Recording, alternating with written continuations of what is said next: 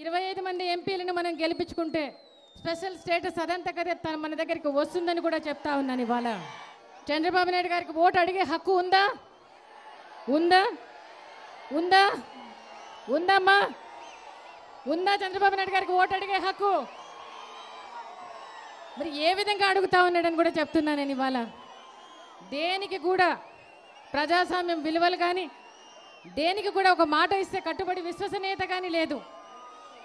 ఈరోజు నేను అడుగుతున్నా, విలువలకు విశ్వసనీయతకు ఎక్కడన్నా ఉందా అంటే మరి స్పెషల్ స్టేటస్, మన రాష్ట్రానికి స్పెషల్ స్టేటస్ తీసుకొచ్చాడు ఆయన, పోరాటం చేశాడు ఆయన,